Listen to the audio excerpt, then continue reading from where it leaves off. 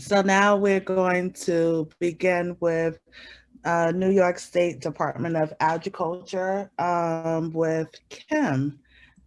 And I Okay. believe Kim is on. Hi, Yeah, Kim. I'm here. Welcome. Thank you. Way to make me follow the baby. What a tall act to follow.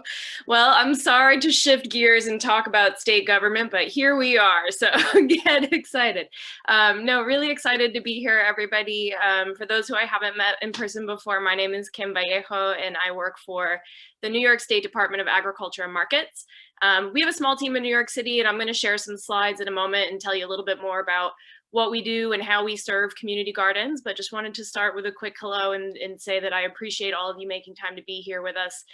As greening partners, we work so often with so many folks across the city, and GreenThumb, we can't say enough about your partnership in helping us connect to gardens and really engage communities in all sorts of great food systems work. So with that quick hello, let me see if I can share my screen. And hopefully you all will see some slides in a moment.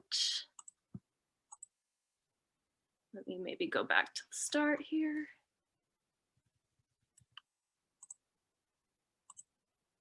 All right, can you guys see my slides okay?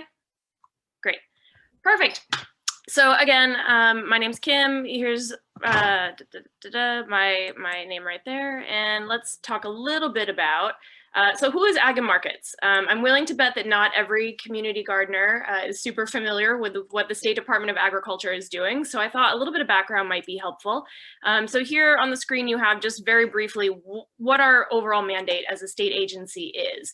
Our department works through its various divisions and programs to promote New York State agriculture and all of the high quality and diverse products that we produce here, to foster agricultural environmental stewardship, and also to safeguard the state's food supply, land and livestock, to ensure that our industry is strong and continuing to grow and be able to feed New Yorkers.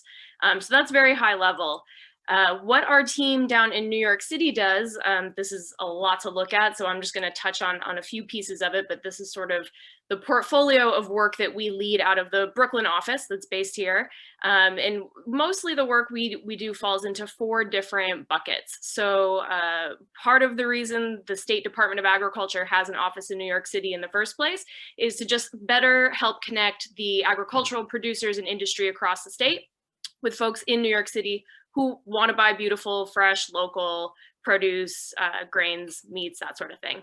So we support sort of that connecting the industry to the marketplace in New York City through a couple of ways, certainly advising on procurement and helping making sure that our producers know how to connect to like schools and hospitals who want to buy local food. We've also been taking on a lot of work this past year in response to the COVID-19 pandemic to make sure that food banks that are getting a good amount of money from the governor and from the city, excuse me, know how to connect to farms to buy really beautiful fresh food and bring that into the city, particularly in response to all of the upsets in the supply chain we saw this year. Farmers saw all of their markets disappear overnight. People were obviously really in need of food, so we're playing a heavy role right now in trying to connect our farmers to the folks in need. We also work with urban producers across the city and in other urban parts of the state. So what that means is working with some of the urban farms that Sam and Yolanda work with. We do also work with community gardens, although we don't do a whole lot there yet. I have some exciting programming in the works there, and we'll talk a little bit about that in just a minute. We also work with small scale food businesses in and around the city. Again, if they're looking to source local, they want to connect to farmers, we can help them do that. But there's also a good bit of like regulation and stuff that we offer as an agency. So we'll talk a little bit about that as well, just to have it on your radar. We also run a number of food access programs. So some folks who perhaps are on the call today might recognize some of our work as a part of the Governor's Vital Brooklyn initiative. This was something announced in 2017. The governor committed the work of 8 different state agencies to working to support social determinants of health in central Brooklyn. So we had like some hospital renovations, some new affordable housing being built, some new parks being put in, and of course some revitalizations of community gardens, and some other emergency feeding programs like mobile markets, working in and around a specific spot in Brooklyn to help shore up community wellness there. We also oversee, if you shop at farmers markets or if you've ever run a farmers market, you might be familiar with our FMNP program.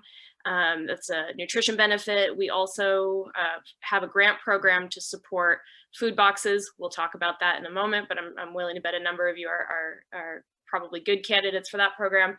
And then we also, as just sort of a fourth pillar of our work, we really are the team that's tasked with thinking about some areas of growth for our industry in the future. So we are home to the Office of New and Beginning Farmer. So across the state, as folks are looking to sort of get their feet wet, get started in farming, get to know kind of the licensing and how they find land and who they might go to for help, we offer just some sort of air traffic control there and help connecting dots between who you might need to talk to as you want to navigate those early startup stages. We do obviously a good bit of policy development as a part of the team, and then we're also home to some really exciting work that's new as of this year, which is our Diversity in Agriculture initiative. Something that we have long known is that agriculture is a pretty not so diverse industry. That's true in most states, and it's certainly true here in New York. And in response to the last ag census, we saw some pretty devastating numbers that called attention to the dire need of Black farmers in particular, but farmers of color across the state. They were losing acreage, they were losing revenue. And so we just said, we need to do something about this. We need to learn more about what the challenges are, where the industry is failing producers of color, and craft some programming to address those gaps. So Tahira on my team has been doing a tremendous job leading a work group for the better part of the last year to help draft some recommendations for how our industry can better serve producers of color. So really exciting stuff happening across the board, but something that I am personally very committed to is how we support community gardens. I've been a community gardener myself for, God, at least a decade. I started out in a garden in Oakland, and as soon as I moved to Brooklyn, I had to find myself a home here too. So I'm very excited that through my day job, I also get to support community gardens across the state. So what are some of the ways that you might connect to our agency? I mentioned this a little bit already, but we are a regulatory agency. We offer some licensing and permitting that might apply to gardens if they're in pursuit of doing some additional work like food processing.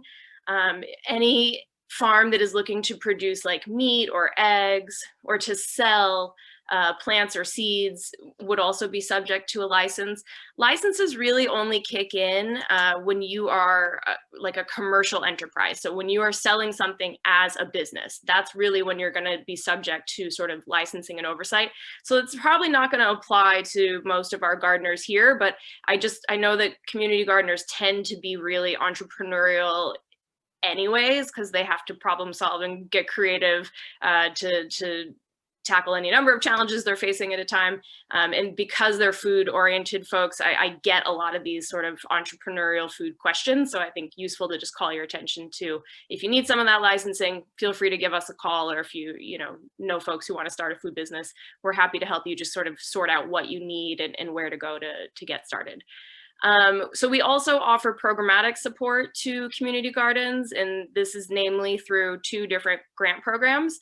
We're only able to offer our grant programs to 501c3 entities. So again, for a lot of gardeners that might not have that, working with a fiscal sponsor might be a good way to apply for some of these grants if they sound like a good fit for you.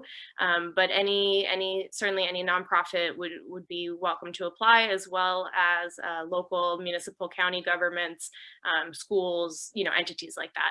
So the food box program and the community growers program are both grants that are funded through SNAP-Ed. We'll talk a little bit about what that means, but the state essentially gets some federal funding so that we can set up our own programs. And so that's how we were able to kind of create these and they're doing some pretty good work to shore up food security in a lot of neighborhoods. And then the last sort of main bucket of what you might come to Ag and Markets for, or why you might need to talk to us at some point, is again those benefits and incentives. So FMMP and our Fresh Connect checks.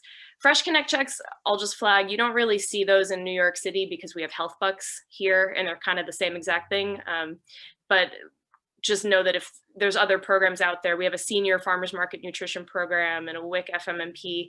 If you are operating markets or working with folks that are operating farmers markets and you're interested in making those incentives available to your customers, we can help you walk through the process of getting your hands on some of those checks. All right, so a little bit more about community gardens. Why do we support community gardens at the State Department of Agriculture? It's actually a question I get asked quite a lot. We mainly support community gardens because it's really underpinning the health benefits of the community, enabling folks to grow food for themselves, especially in these times, is a really great way to ensure that folks have access to fresh, healthy food no matter what is going on or in and around them as supply chains get disrupted due to weather, due to climate change, due to crisis pandemic, right?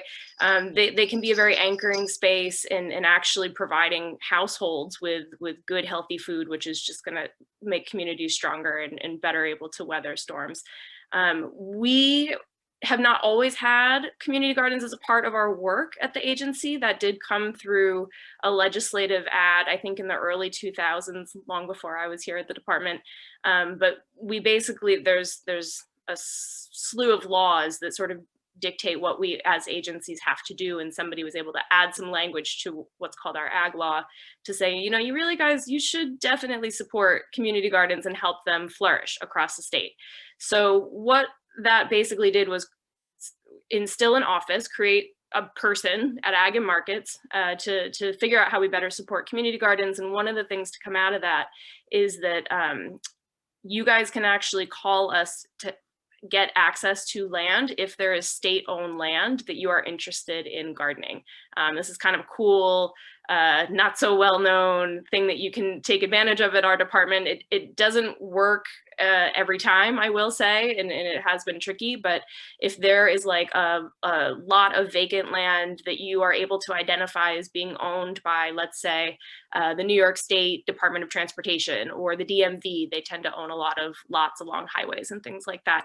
If you know communities that are interested in stewarding that space, you can reach out to us if you don't think it's being used, and we can sort of work the back channels of government and see who owns it and who's allowing use on it, and see if they would be amenable to working with a garden community.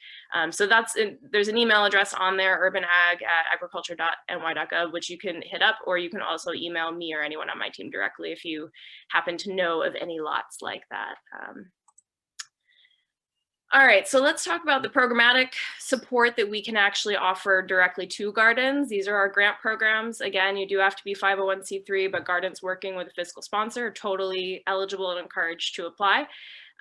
SNAP Ed funding is really used to cover and enable programs to teach people who are either using SNAP or eligible for SNAP, to teach them good nutrition and how to make their food dollars stretch. So programming that supports healthy eating, that helps people to better access or produce for themselves healthy food and beverage, fruits and vegetables, that sort of thing. That's what this money is sort of designed to do. And we use the same dollars essentially to fund two different programs.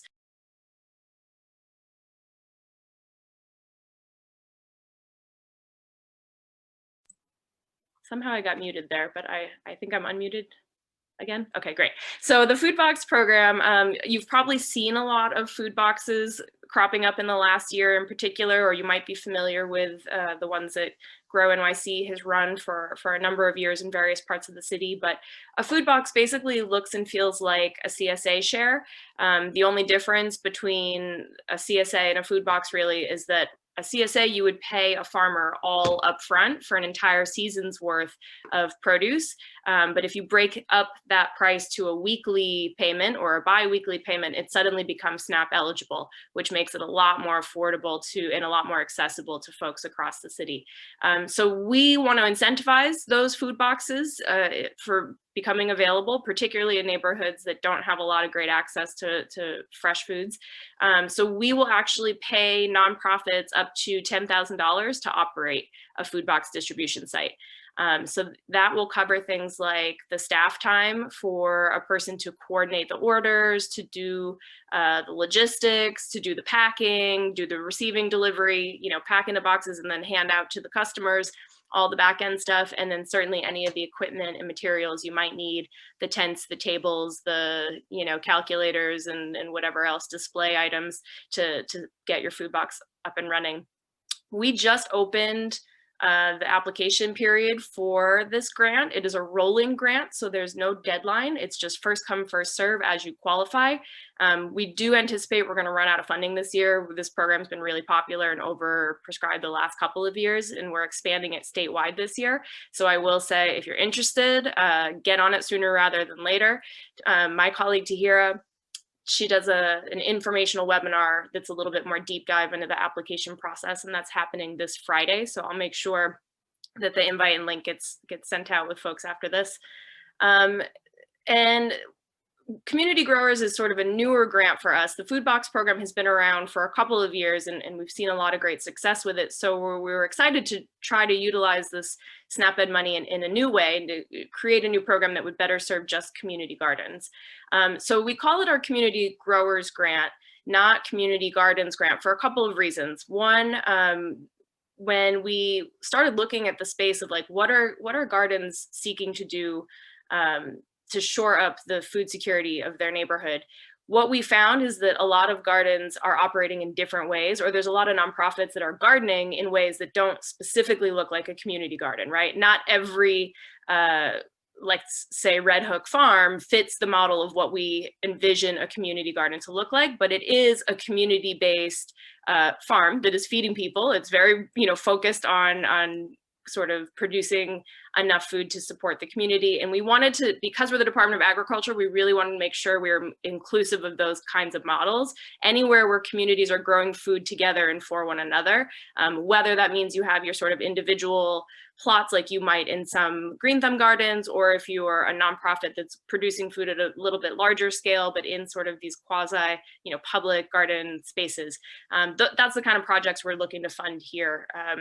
It will cover some of the same things like staff time, equipment, materials. We'll also cover seeds, starts, soil amendments, and other small supplies to get you started. So we're really excited to be putting this program together. I don't have the funding announcement available as of yet. Because it's a new program, it's just taken some time for us to kind of get the wheels in motion. But I'm hoping that will go out definitely sometime this spring. So if you're interested in hearing more about that grant and just getting a notification of when the funding will be available, feel free to reach out to me and I can add you to our outreach list. All right, let's see. I don't have a whole lot more, and I definitely want to make time for questions. So this community garden program is really new for us. I'm thrilled that somehow in 2020, amidst everything else that is going on, we were able to run a pilot of this program to see if the funding was a good fit for various garden models across the state. So what you have on the screen is just 17 pilot projects that we worked on with folks who are growing food in community for community in a number of different ways. So some are going to look very much more akin to like a community garden, others sort of a farm on a community college, for example, or some of the CCEs in our rural parts of the state were actually able to do some home gardening education with this funding as well, to help people set up grow boxes and to produce a little bit of food on their own in really rural parts of the state. So really excited to bring this funding on board, and I think we'll be able to support some really good work with it moving forward. So that's really it. I do want to put our contact information up here. Feel free to reach out to me anytime for anything. And Tahira specifically is running our food box program and the lead for our diversity and agriculture initiative. So wanted to leave her contact information here as well, just since I mentioned her great work. So with that, I'm going to stop sharing. And if we have any questions, happy to dig in. Sure. Thank you, Kim. That was very informative and very resourceful with all the grant programs, especially now with COVID. So I'm pretty sure a lot of gardeners and gardens need that extra funding. So thank you. So I do have a couple of questions. The first question is, do community gardens across New York State operate similar to community gardens here in New York City? That's a good question. I would say yes and no. There are what's really special, I think, about community gardens in New York City is how much support they have from the government. Because GreenThumb is there in all 5 boroughs, they're able to really support an expansive program that is truly accessible to every community in a way that I think other cities struggle, where there's just sort of a nonprofit here and a nonprofit there that are doing that work. Certainly it takes all players, I think, to bring enough gardens to neighborhoods that need them. But I think we are unique for the amount of sort of institutionalized support we have here. And then in other places, I think the thing I'm always kind of struck by when I see gardens in other parts of the state, they have deer pressure. We don't really have deer pressure in the same way. We have our rabbits and our squirrels and our backyard cats, but I'm always surprised when I see deer fencing. I'm like, oh yeah, y'all have big animals up here. I forget. But other than that, I think they look and feel pretty much the same. That's good. Have you noticed like any major difference like from New York State gardens and from our gardens, like the community gardens? I think one of the most striking differences too is that in other parts of the state, people don't need to grow in raised beds. They can grow right in the land. And that is always something that I forget. I shouldn't forget that. I work with farmers every single day. I should be used to seeing food growing in soil, but there's always a moment of surprise when I get into a community garden. I'm like, oh, you're just gonna plant it right there. Okay, yeah. It takes some adjusting. Yes. Okay. Another question is, no, sorry, I read that one. Please share how much is the minimum amount of money to start the Fresh Box. Also, how do you use SNAP? Yep. So to start a fresh food box site, our grants are $10,000 each. So that's what we would give you. You, depending on sort of your model and what else you have planned, if there's going to be, other cooking demonstrations or other things on site, your budget might look really different from the next one. It's really sort of tailored to the individual group. In order to start using SNAP, it's sort of a convoluted process. And I guess my clarifying question would be, is this as a food box site? How do you get the ability to process SNAP, or how do you as a consumer get started if you want to get SNAP benefits and use them? And of course, it's 2 different worlds, right? So either way, you sort of have to register with the federal government. Our food box sites that we fund, we work with a technical assistance provider to help them go through the process of getting the appropriate paperwork, licensing, and equipment to process SNAP on their site, because we do want all of our sites to be able to take SNAP benefits. So we kind of have someone to help coach them through that. Oh, thank you. And then we have another question, is where can community gardens learn more about any permitting they might need for food-related endeavors? That's a great question. Your GreenThumb handbook has all the answers. And Mara has done an extended amount of work to put together a really useful chart that tells you what you need for all of the different things, activities you might want to pursue in your garden. I think you guys at GreenThumb have done such a nice job of cross-checking with all the different agencies who might have to weigh in here, including the City Department of Health and DEC and other agencies. So they have a pretty comprehensive guide right in your GreenThumb handbook. And certainly give me a call if you have any questions that aren't answered in there that you think the state might, oversee. Thank you. That handbook is very useful, and Mara did an awesome job of putting all of that information together. So shout outs to Mara. If you haven't done so already, please check it out. Mara just put a link in the chat, but do check out the handbook. It's a very useful tool that everyone should have. So are there any more questions from anyone? We have a couple of more minutes to answer maybe one more. Well, if there's no more questions in the chat, thank you, Kim, for taking the time out and joining us for our virtual afternoon GreenThumb table. Our next speaker isn't here yet, so we do have a few more. We have a few more minutes, and we do have one more question in the chat. Oh, okay. Okay, so yes, so I see it. How much is the grant for the growers? Great question. So that's some of the stuff we're still trying to sort out. I mentioned the funding's not available just yet because we're still finalizing some of the programmatic pieces, and this is one of them. What we did last year was with our pilot round, we funded groups up to $50,000. So it's a significant jump up from the food box grant.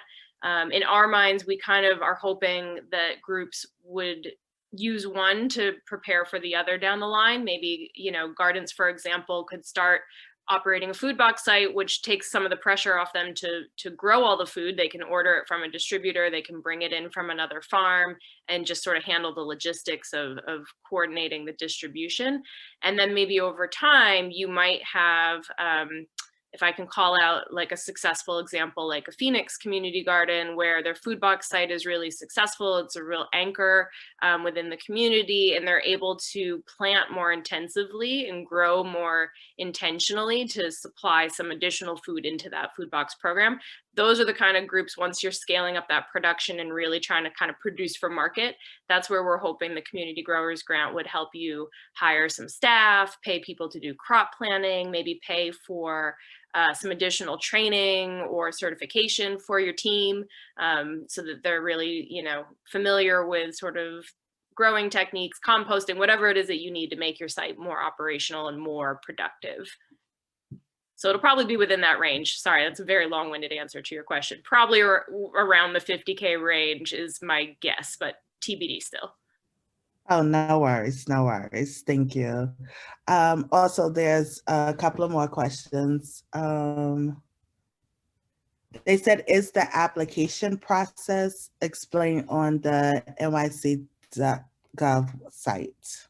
Not for these ones. I think what that question is asking, and correct me if I'm wrong, is you're asking if we have to go through the grants gateway, which is there's sort of a centralized portal for grants from the state called the grants gateway. If you're looking for grant funding from any state agency, you'll have to be registered in that system. You'll have to be what's called pre-qualified in that system. So you actually have to get in and register and share some legal documentation about your organization. And then once you're pre-registered in the gateway, as RFPs come out, you're able to apply pretty quickly to various state agencies. I think if you just search New York State Grants Gateway, it's probably just grantsgateway.ny.gov. I'm guessing off the top of my head. I don't remember the exact website, but I'm sure that'll get you somewhere close to it. Yeah. And so you would definitely want to start there. And I think that's a good place to get in, because it's not only ag and markets grants that you'll find there, but DEC has like community impact grants that are often really a good fit for community gardens. Anything that would come out of any other agency, you would get notification of there as well. Thank you. I just have one more question because we have a couple more minutes.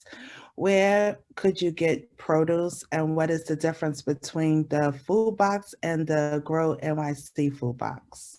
I love this question because there's so much room for creativity here. So the Grow NYC food boxes that you're familiar with, that is the program that they run with their own supplies. So they run Green Market, they have a wholesale distribution arm, so they're able to bring in food from the Grow NYC Farmer Network to supply their food boxes. Something else that you can do with Grow NYC is they will supply any other group with the food for their food boxes as well. So a lot of the grants that we fund will actually just do their ordering from Grow NYC. So it's pretty much the same thing. It's just a different operator. It's just a different group is running the site, but the food might be actually identical, or it'll look different because you have some control. You get to decide what you want to order, but it would be the same sort of source farms. So that's one example. There's other ways that you can do it, and we are seeing a lot of exciting partnerships happen because of this program. Some of our sites actually do buy directly from a farm that they have a relationship with. So they might, they might be able to get their customers to go on a field trip and visit the farm, as some of them have done, or maybe they have a long-standing relationship with a particular farm, given they produce, certain cultural foods that are really a home run within a particular community, or maybe they have a farmer who might have grown up in that part of the city and they want to, connect those dots. You can connect directly to any individual farm as long as they're from New York. We're happy to see that. And then you do have some groups who are able to grow food themselves, quite a bit of it, and to supply into their boxes. And then you have groups that do a little bit of all three. You can mix and match sort of any of those sources, however makes sense to you and your community and the folks you're trying to serve and the relationships you have at hand. And we're happy to help people think through that as well. Like if you have sort of an idea, you might know a farm or two, but maybe you need one more, we can help you kind of do some planning there. Awesome. Well, thank you. I think that's our time, right on time. Thank you again, Kim, for joining us and for all the resources and information provided. So our gardeners will be very happy. Thank you. Bye, Kim.